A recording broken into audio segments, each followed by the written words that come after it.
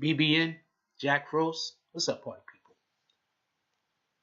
All right, so today we have a very, very tragic story. Boy, 6-year-old, killed by a deputy in a shooting in Texas right before Christmas. Now, like this, okay, somebody lost their life, period, no matter what age they are, so that's terrible. Now, when you take into consideration the child lost his life, so that's terrible. Then you take into consideration that child lost his life on Christmas. That's terrible. Then you take into consideration that this child's family and friends from now on is going to associate Christmas with this child's death. I can't think of a word that could emote the type of pain that these people will feel when Christmas rolls back around every year.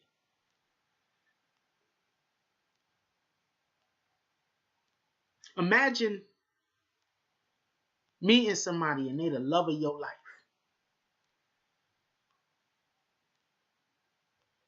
Imagine being an individual who has never been in love with anyone. And then you meet this person and you're together for how many other months or years or whatever the case is. And then on Christmas you lose them.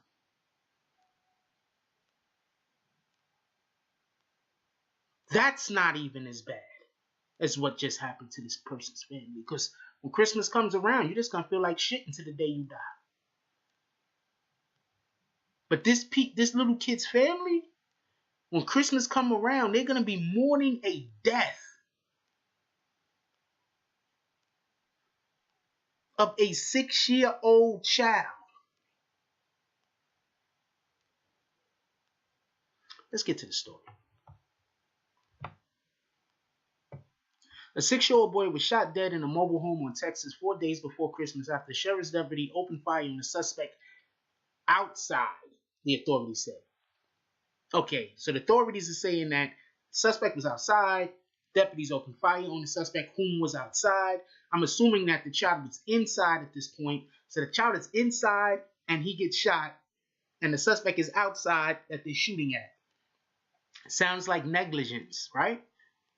Could we agree that sounds like the officers who were shooting were negligent? Even when we see TV shows, you see a crowd around or a suspect up against the backdrop of somewhere where there's people inside, and police officers, even in the TV show, don't just open fire randomly, right?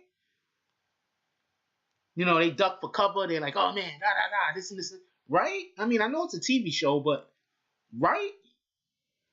Anyway, in my opinion, it's a tragic accident that led to the death of this young man. Sheriff Javier Salazar of Bexar County said at a news conference on Friday, referring to Kameron Prescott. The shooting occurred on Thursday in Schertz, Texas, a small city near San Antonio. Sheriff Salazar said a deputy was responding to a call about a stolen vehicle when he found the suspect, a woman, who was wanted on 2 felony warrants. He said the woman appeared to be armed and threatened to shoot the deputy before she fled. Hours later, she made her way to the mobile home park. Okay, so there's a woman. She tries to steal a car, or she successfully steals a car. One of the two. The deputy sees the woman. Obviously, the deputy knows who the woman is, because how else could he know that she was? What did he know that she was wanted on 2 warrants? Because I'm suspecting they know now after the fact. But you know, they're saying it here like a woman who was wanted on 2 felony warrants. So they're saying it like he knew who she was. Anyway. He said the woman appeared to be armed, how? And threatened to shoot the deputy before she fled.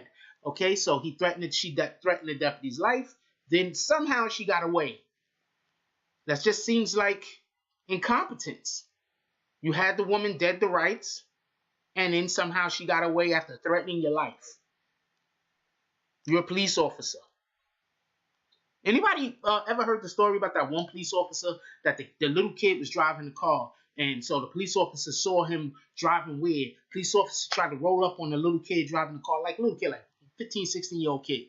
15, 16-year-old kid started dumping on the police car, shot through the windshield, shot the police officer like 4 or 5 times. Police officer had his daughter in the passenger seat or something like that.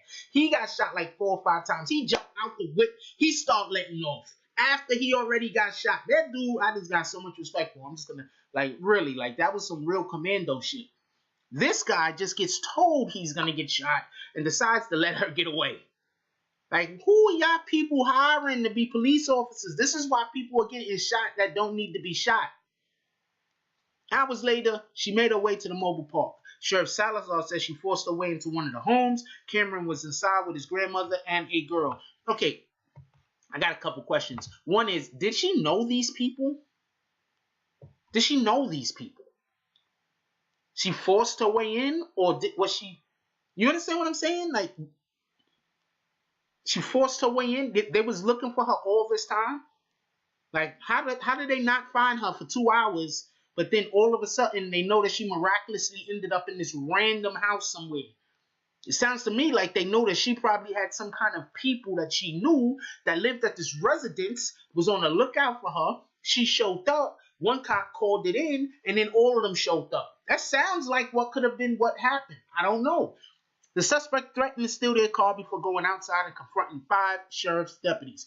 Okay, so the suspect inside the house with hostages that she supposedly don't know, right? Because this is a random house. So she's inside with hostages that she supposedly don't know, threatens to steal the car. Doesn't steal the car from these strangers, but threatens to steal the car from these absolute strangers. And then goes outside to meet the police.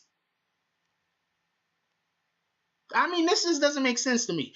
Then she threatens to shoot them, Sheriff Salazar adding that she appeared to be holding something resembling a gun. 4 deputies opened fire, killing her. Okay, first of all, 9 times out of 10, one of them shot first. After the rest of them heard that one shoot, not knowing what was going on, they probably all filed suit and start letting off at this also. You understand what I'm saying?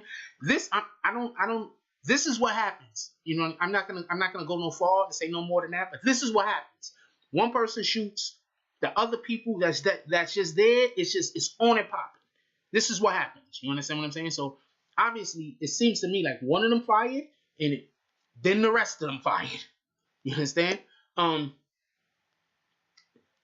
4 deputies opened fire, killing her. Officials later found some sort of dark colored pipe that very well could have looked like a gun barrel near where she fell. Sheriff Salazar said as of Friday, the official had not recovered a weapon. There's no weapon. One of the deputies' bullet struck Kameron. Sheriff Salazar said a deputy administered first aid but was unable to save the child. Okay, so the backdrop was the house. They're all facing the house. She's coming out of the house. She's yelling whatever she's yelling. I'm assuming she's yelling at this point. We don't know. But supposedly she's yelling something, and they decide to open fire, killing someone in the house. All of this sounds like shenanigans, I'm sorry to say. It sounds like incompetence. Anyway, let me know what y'all think about this. Link is going to be in the description. Y'all can check this out for yourselves. I think this is all foolishness, not for nothing. Let me know what y'all guys think about this. Like, comment, subscribe, join the notification gang, hashtag Bronx Bombers. Let's get it. Now look, man, we gotta hold these police accountable. This is the type of shit right here that Colin Kaepernick is kneeling for. If these police get off without nothing, this is gonna be such a shame, man. We gotta hold these people accountable. If we start sending these people to jail for this kind of craziness, for this kind of not knowing how to do their job, this shit will end. I love y'all. That's all I got on this one. I'm out.